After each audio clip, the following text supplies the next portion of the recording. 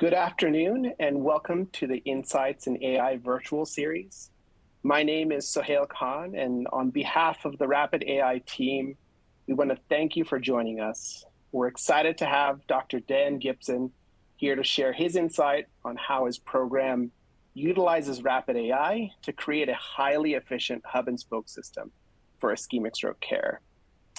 In addition to sharing his perspective, our goal here today is to build a network for peer-to-peer interaction and learning, and to inspire you to think about how AI can be used to improve patient outcomes within your community. And at any time during the presentation, we encourage you to submit questions in the Q&A box that you can see on your screen. It's an honor to have Dr. Gibson here to lead this discussion. Dr. Gibson is the chair of Neuroscience at Ascension Health and an interventional neuroradiologist at Goodman Campbell Brain and Spine. He completed his medical school at Yale, residency at Dartmouth, and fellowship in neurointerventional surgery at Washington University. With that, I'll turn over the floor to you, Dr. Gibson. Awesome. Sohail, thank you so much for the introduction. Thank you to Rapid for the opportunity to give this talk. And thank you to all of you who are taking your time out to listen. These are certainly my slides, my name, but the wisdom is definitely not mine. It's really collective wisdom, hard-earned knowledge and insights that an entire team of people, both within Ascension and also at Goodman Campbell, have come about. So it's my pleasure to share the things that we've learned about integration of AI into clinical practice. And hopefully there will be at least one or two things that each of you can take from this talk and hopefully use to build better programs for the patients that you serve. So by way of background, these are my disclosures. I do consulting work for both Medtronic, RapidAI, and then I'm also on the faculty for Siemens. And that is a beautiful picture of the new brain and spine hospital that is currently under construction here in Indianapolis. And then in terms of the two organizations that I'm a part of, some people may not be familiar with Goodman Campbell Brain and Spine if they're not located in the Midwest, but this is one of the largest comprehensive neuroscience programs within the country. We have about 20 neurosurgeons, 4 neurointerventionalists, footprint within the state of Indiana, which is quite large, but then also clinical practices also in Wisconsin and Idaho.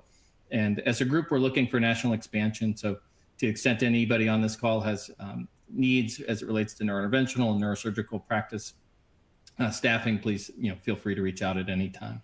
And then Ascension Health is an organization that I've been a part of for the better part of the last 6 or 7 years, most of which, during which I've been the chair of neuroscience. Ascension is a Catholic, a faith-based and sort of mission-driven organization, 2,600 sites of care in 19 states, one of the largest healthcare systems in the US. Historically, Ascension accounts for about 3 to 4% of US healthcare. 3 million ER visits a year, 28 billion in annual revenue. And then as it relates to stroke, we historically will see anywhere from 10 to 12,000 stroke admissions a year. And so, big part of any talk, and certainly for me, what's the mission? What's the why? What is it that causes us to do the things that we do to serve the patients? And for Ascension, their mission is explicit. It's a mission to serve the poor and the vulnerable. That when I first joined the organization, that was to help integrate systems within the state of Wisconsin. So Ascension had acquired several previously rival health systems, and we're working to bring them together. And that encompassed most of Southeast Wisconsin at the time. It also included parts of the northern part of the state. But what was really unique in terms of that challenge and opportunity was the opportunity to serve patients who were both very rural in terms of their access to care and then also very urban.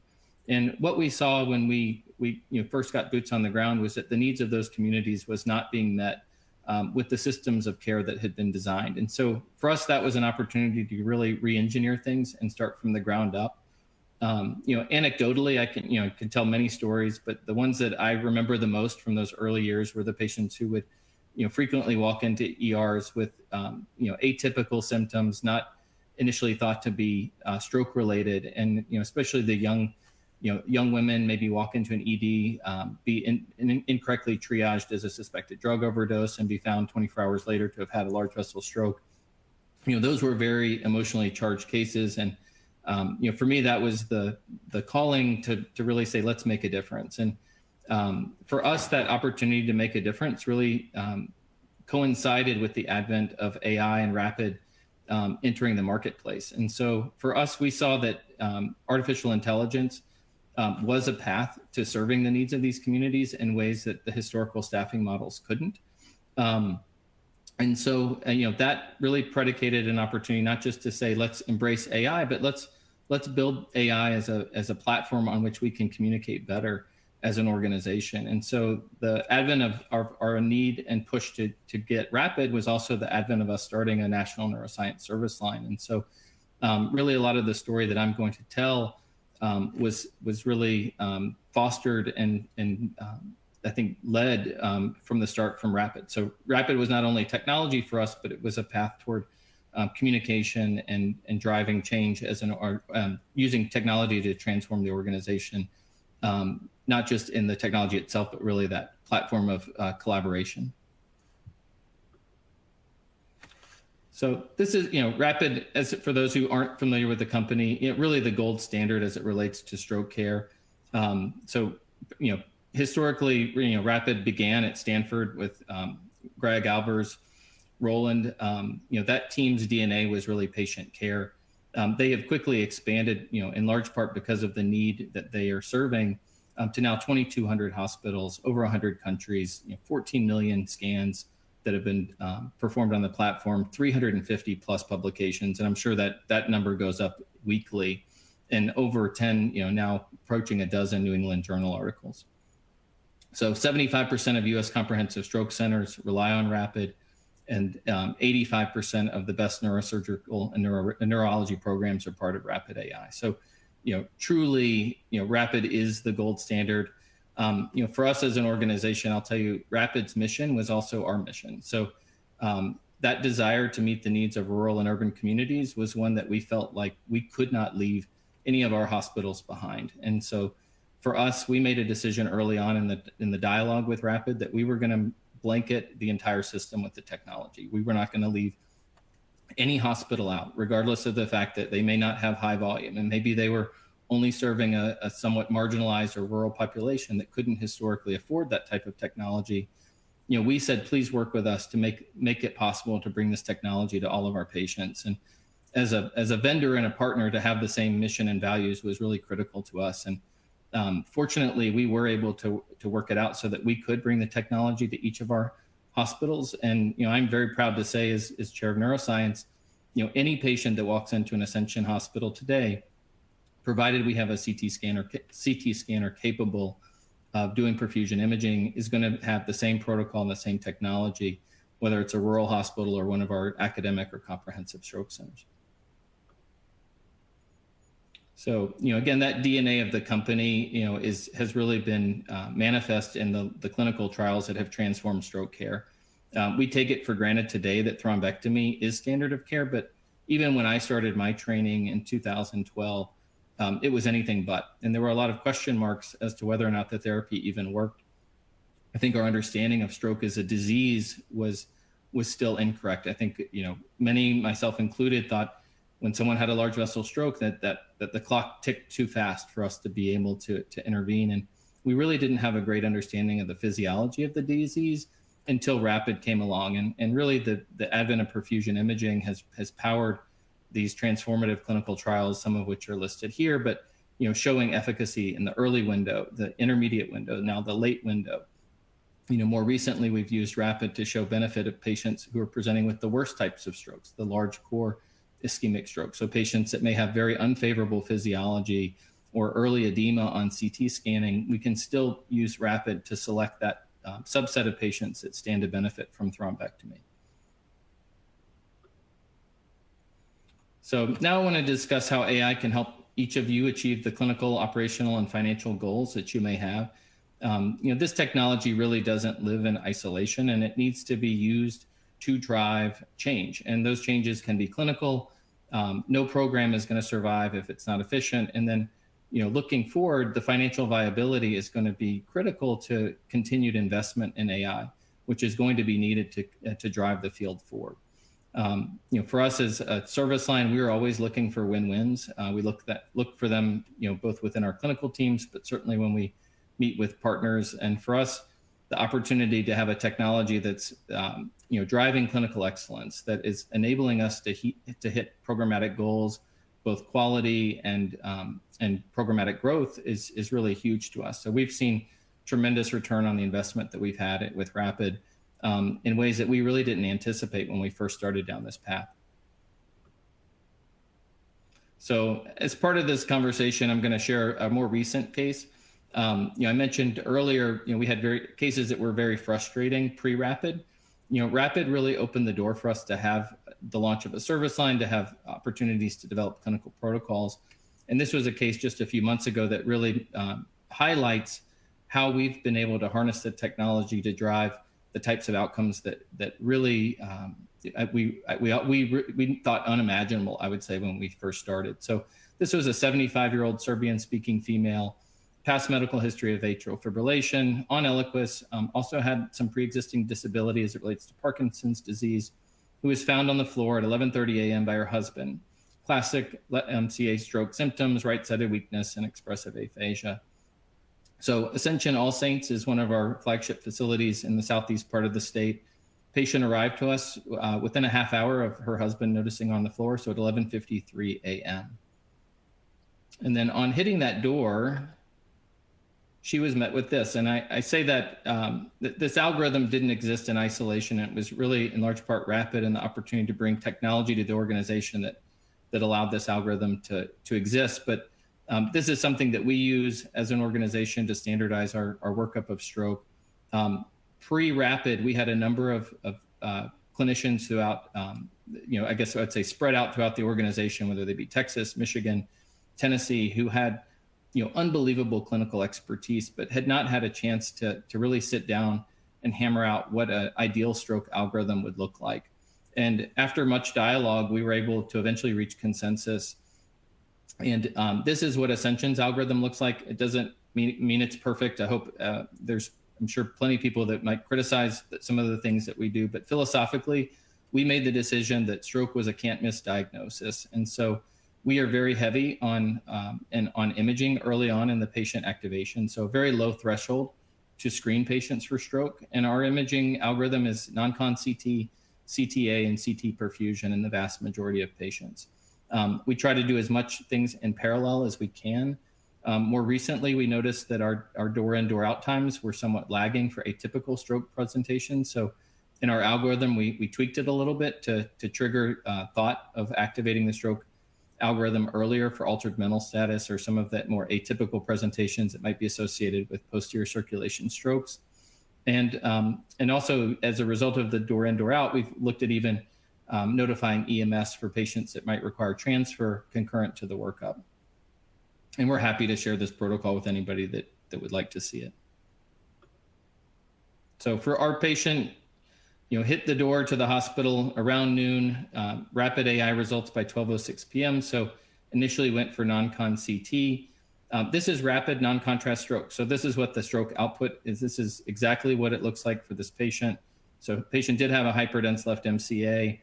The algorithm appropriately identified that. And so immediately on that, the team is notified via Apple Watch, text message for the suspected ELVO in the program, in the system at that point in time, which really has shown in not just in our organization, but in others to significantly reduce the time to transfer decision-making. So recent publication currently under review showed almost a 30% reduction in treatment decision-making. So 18 minutes faster with rapid non-contrast CT stroke ELVO detection. So, again, we're trying to put patients and teams in the best position to be successful.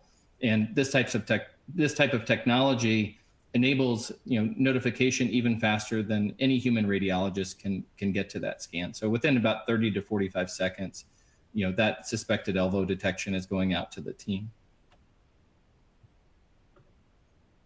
And then with rapid aspects, again, those, most of those on this on the webinar probably know what aspects is. For any administrators or those who may not, aspects is a automated way of us to quantify the amount of edema or brain swelling that's associated with stroke. So in this case, the patient did appear to have some degree of swelling in the left MCA territory, but an aspect score of 7 would still be in that favorable range for a patient who could stand to benefit from thrombectomy. And then with advanced AI imaging, we can get results on the subsequent CTA and CT perfusion within a matter of 5 to 10 more minutes. So rapid elbow detection, again, showing the vessel density map. The computer is appropriately segmenting out the left MCA territory as an area of abnormal blood flow. And then on perfusion, we can see, and I'll circle this just with the pen for those who aren't familiar, but on the CBF, so the pink range, that's telling us the part of the brain that probably is not getting enough blood to survive regardless of revascularization. On the other hand, the green, which is the Tmax, and that's essentially the speed at which blood is getting to the left hemisphere, we can see that there's a larger component of territory at risk. And so mentally, we subtract out the pink from the green, we can see that there's a significant area of brain that's potentially viable with reperfusion. And again, this is an all-go for a patient, especially early window like this patient was, where we've symptom onset was within an hour of presenting to the outside facility. While that we would love for the physiology to be more favorable, this is more than adequate to rush a patient to thrombectomy. And if anything, this tells us this is a patient that really does need to be rushed to thrombectomy because her collaterals are not as robust as others might be. So again, at All Saints and Ascension, that shout out to that organization and the team down there. They're probably the best of any of our hospitals throughout the system at getting patients triaged and transported to thrombectomy capable center in Milwaukee. So very quickly, this patient with Flight for Life was called concurrent to calling myself, who happened to be in town that week, to treat for the patient in Milwaukee. So next slide. And then this is more recent. So within the last 6 months, Rapid was approved for 3D reconstruction. And as we just march through these slides, you can see on our phone or in the PACS, we can now get a very good 3D reconstruction of what the aortic arch looks like. And so in this case, for this patient, I can see very quickly that the brachiocephalic vessel and the left common carotid artery, share an origin. This looks like a Simmons curve catheter is going to be required for the neurointerventionalists that might be on the call. We can see that there's some tortuosity of the cervical carotid, but all in all, this will facilitate rapid device selection so that we, while we're preparing the room, can open up the appropriate catheters and really not waste any time experimenting with an arch that we're not familiar with. So this really gives us, again, a lot of detailed information and puts us in a position to be successful when we're planning the therapy.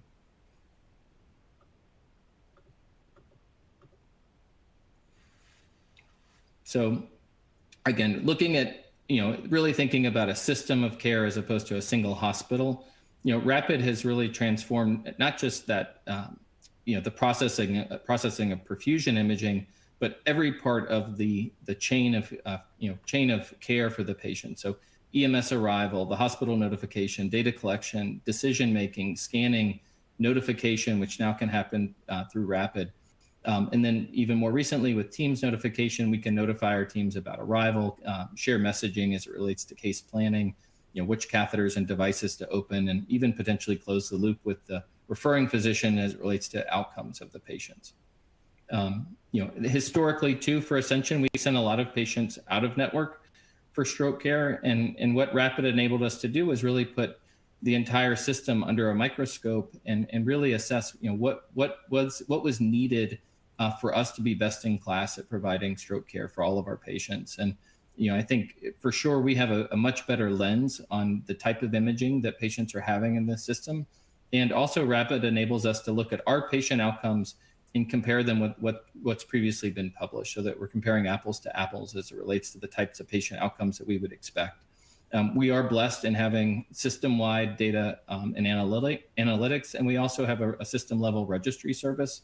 So I have immense confidence as an administrator, knowing that the outcomes that we're measuring at each of our facilities are being measured exactly the same way. So we have the exact same team of people measuring stroke outcomes, whether it's Michigan, Wisconsin, Tennessee, Texas. It's the same team going into each of those charts to abstract the data.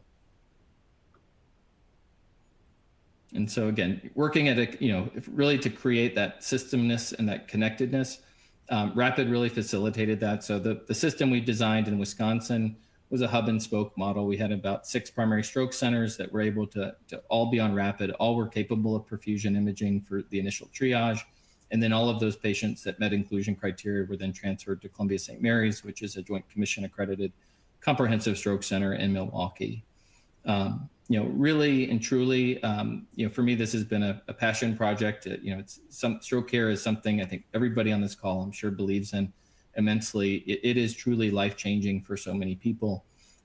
With that said, especially working in an urban environment, in a rural environment, many clinical biases come into play. And one of the things that we have loved, and I personally have loved about Rapid, is it is truly colorblind. Yes, there's pink and green, but there's not black and white. And that part is wonderful, that we have technology now that, assuming patients meet the inclusion criteria, that I trust Rapid to make that diagnosis of any stroke patient that enters our system. And it's going to do a better job than any of us as clinicians, and certainly myself.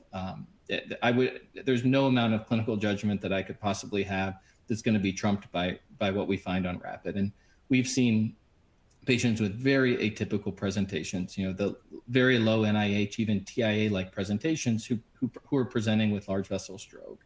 And the ability to detect that and then appropriately triage them doesn't mean we treat everyone with an NIH stroke scale of 0, but we sure want to know if someone's presenting with a TIA and an M1 occlusion. Those patients are going to be transferred to our thrombectomy-capable facilities. And then there's going to be a long and thorough discussion about risk-benefit of a procedure that, at this point, we don't know level 1 evidence for benefit in patients with low NIH stroke scale, but we certainly don't want them deteriorating in a facility that can't treat them. So pre-Rapid, we really measured our triage times in hours sometimes, certainly minutes, high minutes. Nowadays, it's really seconds before the team can be notified and mobilized to start treating these patients. So for the patient, more recently, we had 2 choices. Ground transport was going to take 45 minutes. Air was available, and the transport time was 14 minutes. So we ended up deciding, especially with that perfusion scan, to go ahead and mobilize helicopter. And at 1 o'clock, the patient arrived to our comprehensive stroke center, where we brought her down immediately straight from the helipad down to the lab, intubated, ultrasound access, quickly got a guide catheter up, identified the left M1 occlusion like we would suspect. We are blessed to have a Siemens Icono. For those who don't know, those who have Icono systems, there is a product called AngioFlow by RapidAI. Had this patient's transport been delayed, we would have had the ability in the Angio suite to do a repeat CT perfusion using the Icono. So as more of the more direct to angio protocols come about, the ability to do perfusion imaging in the lab is going to be helpful for those centers that find that valuable. In this case, the transport time was so quick, it certainly wasn't needed. So we went straight for thrombectomy. Arterial puncture was at 120. This was a very quick, straightforward procedure. So we had 1 pass with a Sophia Plus catheter and revascularization at 1324. Just bringing that up, again, we can be very efficient with our device selection because we see the anatomy going in. And then for these cases, contribution margin is really driving that financial success. So the ability to select the appropriate devices, not have to go back, can be really game changing for us as a system to make sure that the financial stewardship is appropriate, that we're not using devices unnecessarily, and that we're driving the types of contribution margins that will allow continued reinvestment in stroke care. So single pass, TICI 3, so complete revascularization for this patient. Just even with that Sophia, I don't know if those who noted, the interventionalists might have noticed how distal it was in that M1 segment.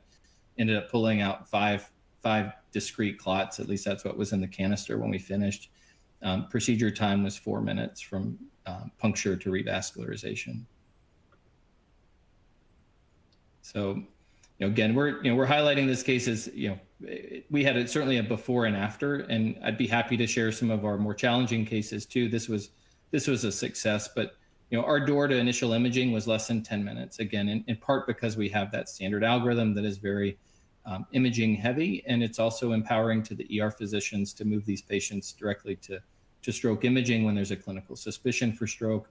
The patient was in and out of our primary stroke facility within 53 minutes, so under an hour to get the patient out the door. A 14-minute transfer time. From the time they hit the roof to revascularization was 20 minutes, and then the procedure itself was 4 minutes. So we had about 15 minutes to get the patient down, do the initial stroke scale on arrival, intubate, and then recanalization.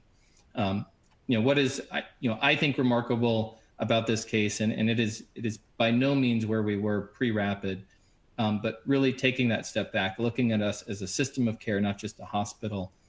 This patient was able to be initially assessed and triaged at a hospital 45 minutes away, and then brought to a thrombectomy capable center, in this case, a comprehensive stroke center, and achieve revascularization. That entire duration of her care was 91 minutes. So even though these hospitals were 45 minutes apart, that paradigm of really enabling AI to say, we're not going to just be a hospital, we're going to be a system, allows us those types of outcomes. And certainly for any stroke patient, 91 minutes from diagnosis through vascularization is great. To throw in a transfer in that mix is really remarkable. And it's certainly nothing that we could do by ourselves. And it really does require technology to help drive that change, but not technology in isolation. It's technology when it's really married to committed clinical teams, to clinical algorithms, EMS availability and willingness to take these patients. In Wisconsin, we have the ability to call EMS, even Flight for Life, and turn them around if the subsequent imaging does not show a large vessel stroke. So we have a low threshold to mobilize and an agreement in place that enables us to do that, which also helps drive these door in, door out times down. So this was the patient's brain MRI. So as expected, she did have a stroke. It actually was probably smaller than we would have predicted based on the initial imaging. So ADC volume of the infarct was 32 cc's. And when we look at the pre and the post imaging, predicted versus actual, we probably got away with less than would have been expected. And that's in huge part to the fact that transport time was so reduced. So, this patient ended up getting treated probably within about 2 hours of symptom onset, which is great for a regional system of care. And so as expected, not a perfect recovery, but right side of weakness was completely resolved following thrombectomy. With that infarct in Broca's area, one would expect to have some expressive speech challenges, which she did. However, as a result of the thrombectomy, her speech continues to improve. It's very functional. And following a short stint at the inpatient rehab, she was able to get home. And we also were able to use our marketing team promoted this both in social media. It was picked up by one of the local newspapers in Southeast Wisconsin, and opportunity to highlight the care and the commitment of the teams that we have. So, again, I put this slide in, why guess when you can know? And, at the end of the day, guidelines, level 1 evidence are critically important to determining the best path forward. At the same time, Rapid really also enables us to know that what we believe is actually backed up by the evidence. And that's the ability to really marry the technology with the clinical outcomes and the real world outcomes that we see as an organization. Rapid has really enabled us to highlight our successes and our failures. And very quickly as an organization, we can take our successes and share the cause. We will quickly do a root cause analysis and failures, but we really make a decision to try and highlight what it is that we're doing well and try and identify those best practices and socialize them throughout the organization. So, I think a lot of the guesswork in stroke is being removed as a result of technology like Rapid. And we are blessed in stroke to have robust registries like Get With The Guidelines that we can now look at and make sure that the clinical outcomes that we are seeing in real world practice are those that were predicted by the evidence that we're using to justify the things that we do. So another part of Rapid for us, so we had a hypothesis, and I'd say even as an organization, Ascension being so large, we historically had lagged as it related to participation in clinical research. By blanketing the system with Rapid, we knew that would really position the organization and our teams to be in a position to better participate in active clinical trials. So just in the, I would say 4 or 5 years that we've had Rapid, Ascension has participated in a number of groundbreaking clinical trials that have been published. So this is a small sample of what we've published recently, but we were part of Select 2, which was published in New England Journal, Lancet, number of papers looking at posterior circulation outcomes in patients. And for those who aren't familiar, over the last few years, much of the US has transitioned away from alteplase to tenecteplase, which is a more fibrin-specific single bolus drug for thrombolytic therapy. That was largely predicated by the work of Steve Warwick, who is one of my colleagues and friend, who is a stroke neurologist at University of Texas in Austin, which is also part of our Seton healthcare network in Texas. And through Steve's work, we were able to actually pilot tenecteplase as a substitute for alteplase, knowing that we were very unlikely to get level 1 evidence from industry for that drug. And many people for a long time had a strong suspicion that it was going to be as effective, if not more effective, than alteplase. And so through Steve's efforts, we were able to pilot that substitution in Texas, and it quickly took over. We saw great results, happy, wonderful patient outcomes, much easier on nurses, which were at the time very short-staffed and continue to be so. But it made the administration of the drug easier, the transport easier, and from a system standpoint, it was clearly superior to the previous standard of care. So after that, we were able to actually eventually roll out that transition to tenecteplase throughout all of Ascension, and since then, a number of other health systems, I'd say much of the U.S., has followed suit. And truly, even though it seems unrelated, it really is. It was Rapid that brought us all to the table and enabled that type of communication and trust to build up as a team. So, and then as it relates to programmatic growth, 15% year over year suspected elbow patients that we're seeing on imaging. So again, we can predict based on Rapid how many patient thrombectomies we should be doing. The imaging really, the imaging doesn't lie. And so about a third of these patients in Ascension Indianapolis will present, but a lot of them will actually present to outside facilities that have Rapid, and so use Rapid, even though they may not be part of the Ascension network in Indiana. We'll use Rapid to communicate with our teams and then facilitate transfer in to our comprehensive stroke center here in Indy. And then for those who don't know the nature of reimbursement, average ischemic stroke revenue is $28,000. It's not as much as it should be. I think as a field, we need to continue to lobby for increased reimbursement for stroke, just so we can make these types of investments in infrastructure like biplanes, like advanced AI. After Rapid implementation, 51% growth at one of our facilities in Chicago. This was work published by Tim Malish, Kaisa Seif, Scott Garrity, and colleagues at our Amita facility. And then as it relates to incremental revenue, again, this is just one Ascension facility who has published this, so I am at liberty to present it. Their estimated increase contribution margin related to Rapid was $2.85 million as a result of that investment.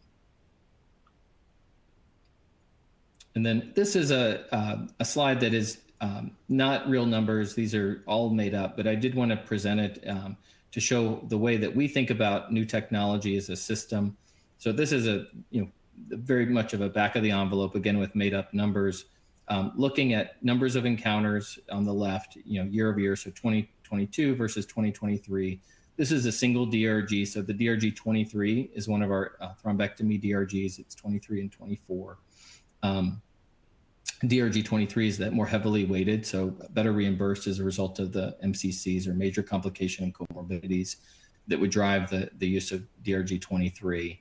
But one can see that with significant, I'd say somewhat significant, but not tremendous growth in numbers of encounters, these are the types of contribution margin gains that a large healthcare system could expect to see.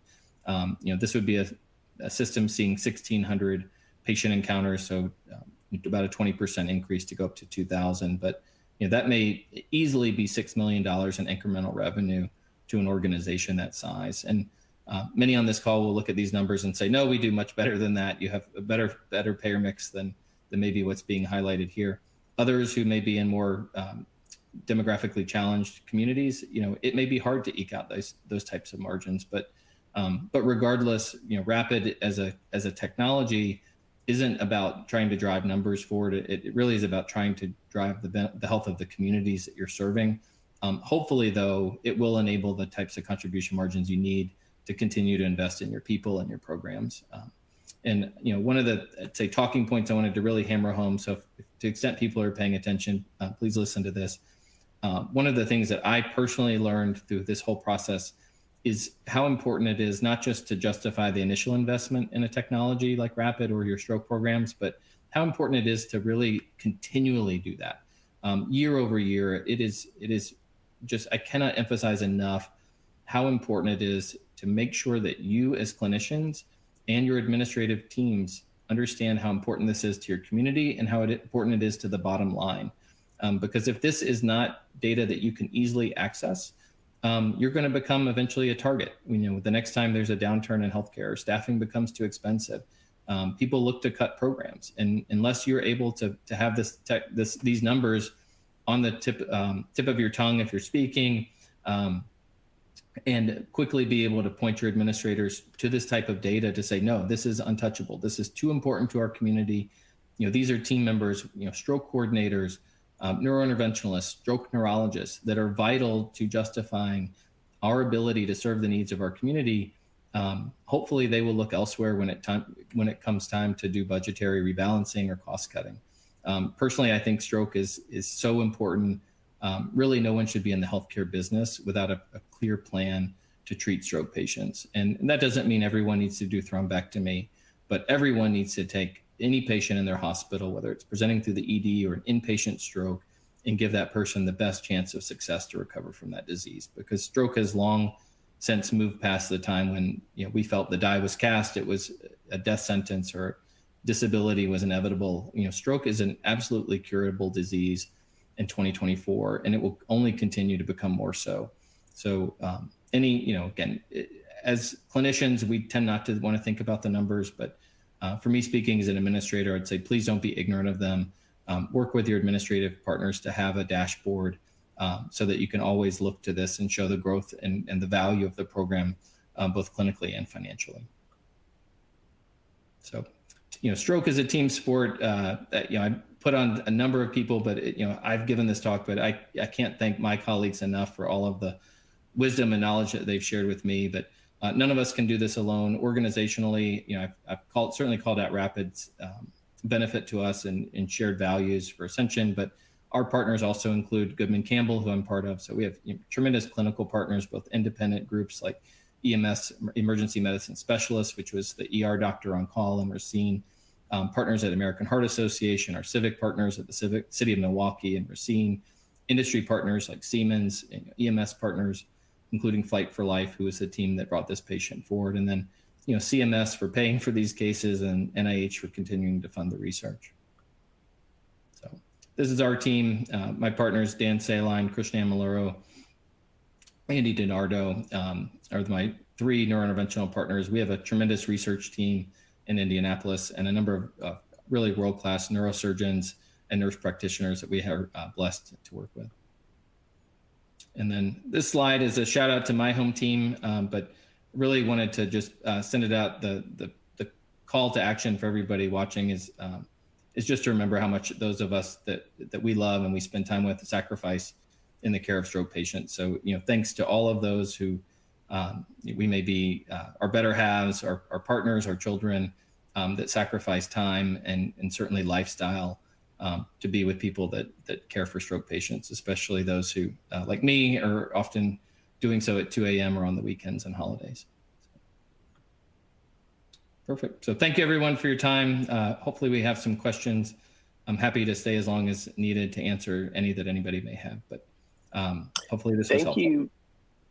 Thank you, Dr. Gibson. Yeah, a couple questions came in during your presentation.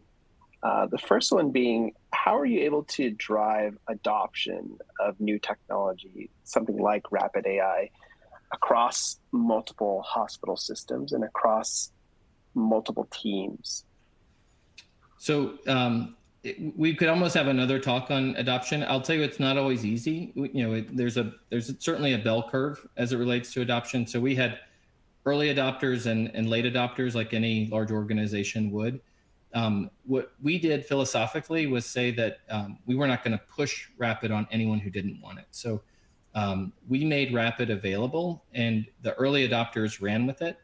And then we were able to use the platform of the service line and regular meetings and cadence and dialogue to really bring along those places that maybe had more questions than, let me say this, some were not ready to embrace Rapid early on. We certainly had radiologists that questioned what perfusion was, its value to patient care, and it just took time. But at the end of the day, I think a constant dialogue is the best, probably the best thing to do, and really understand what the objections are, and then be able to show the value. And for us, we had great clinical champions who were really wonderful, and their willingness to volunteer their time and sit down with anyone that had questions anywhere else in the organization. So doctors like Frank LaFranchise, Paul Cullis, Steve Warwick, who I've mentioned, were more than willing to take their time out to answer questions from anybody else within the system that really didn't understand what the technology was or how it was going to drive value to the patients. But the other piece of it was we didn't stop and we didn't look away. And we knew exactly where the technology was being used and where it wasn't. And when it wasn't, we were, I would say, very persistent in terms of our engagement to make sure that at the end of the day, all of the questions were asked were answered. And fortunately, I would say within a year, we were able to get Rapid in all of our facilities. And I would say for those that had initial objections within a few months of using it and embracing the protocol, the amount of emails and questions that came up, I don't get any of them anymore.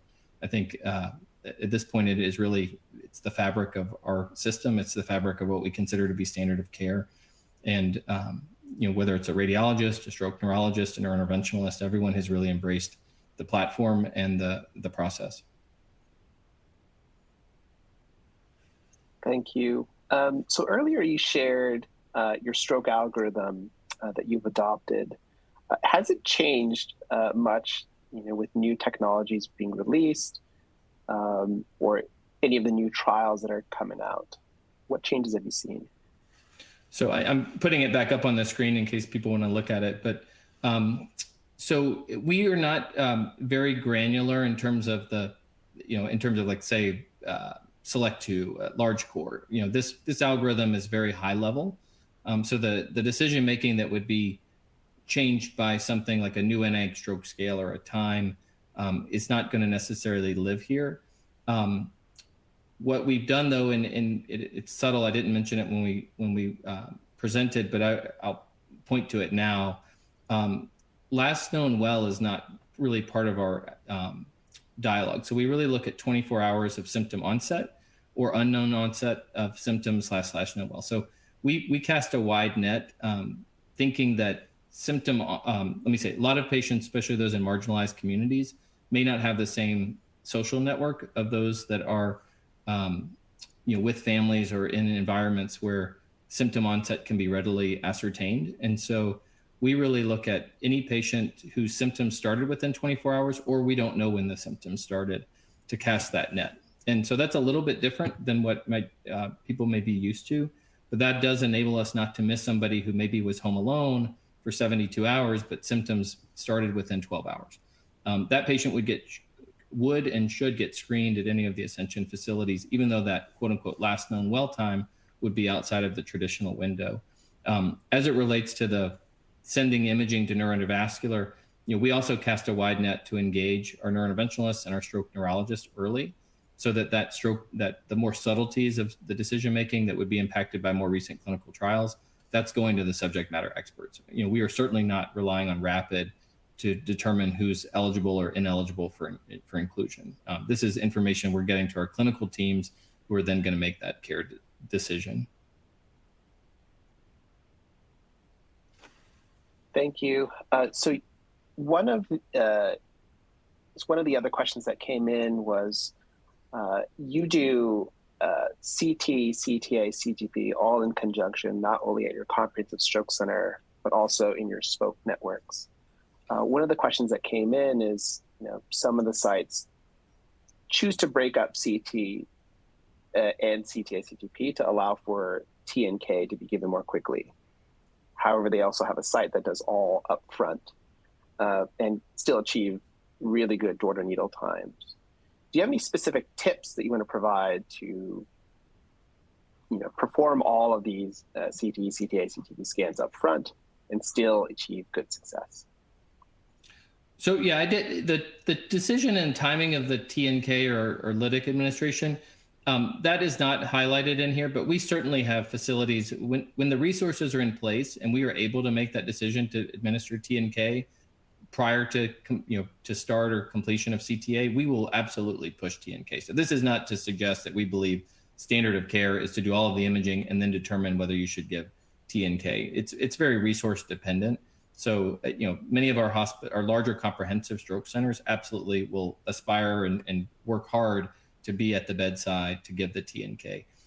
Smaller facilities may not have the same degree of resources. So in that situation, the CTA and CT perfusion may be being done at the same time that the team and the decision making is being made to administer tenecteplase.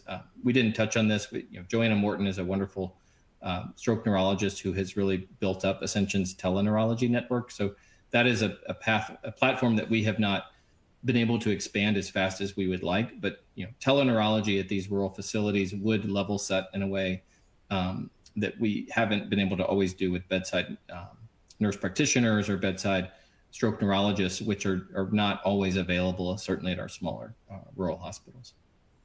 But I think those places that can administer TNK and do it well right after the CT, absolutely. I think that's wonderful to do that. I think the challenge and what we try to guard against is to delay a transfer by an hour to administer TNK to a patient who has a large vessel stroke, who we really think the goal is going to be, the bang for the buck is going to be the thrombectomy.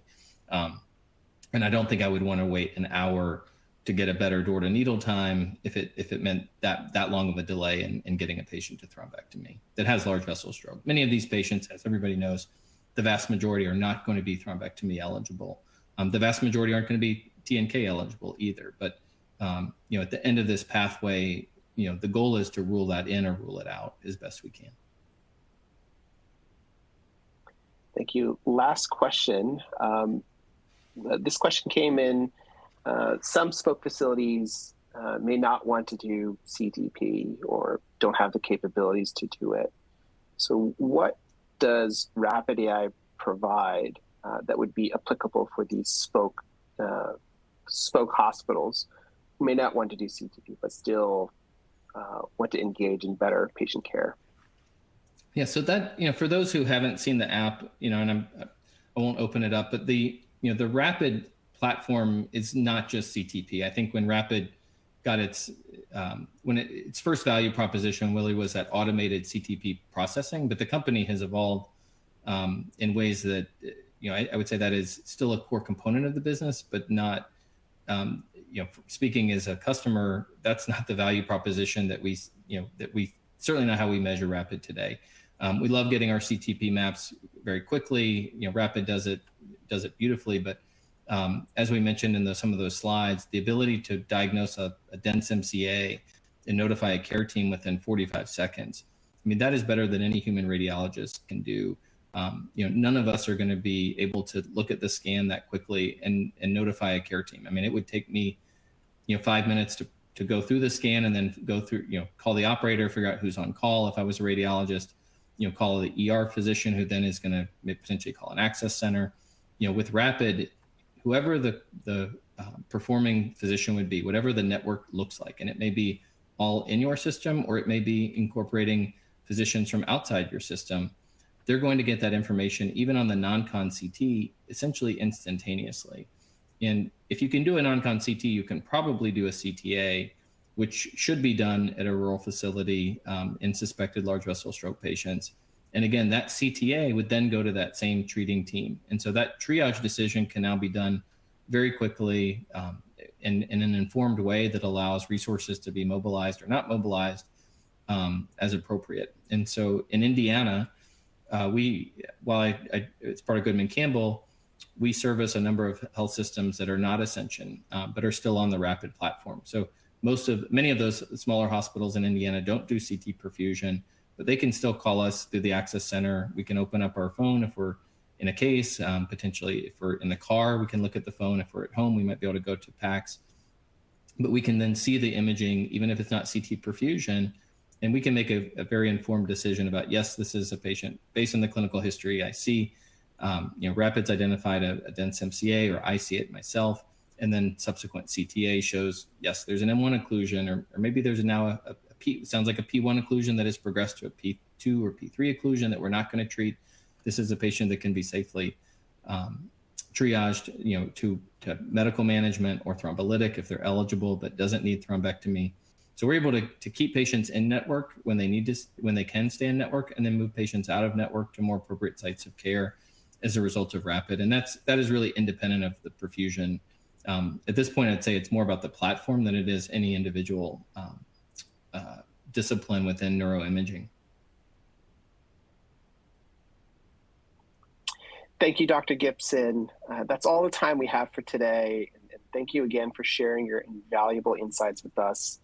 And thank you for everyone who joined us today in this really engaging discussion. If you'd like to continue this conversation, please be sure to submit your information on the box on the screen. And if you wish to connect with Dr. Gibson directly, his contact information is found on the QR code on screen. And stay tuned. We have another Insights in AI virtual series coming up soon. So hope to see all of you there. But thank you again, and have a wonderful evening. Thank you.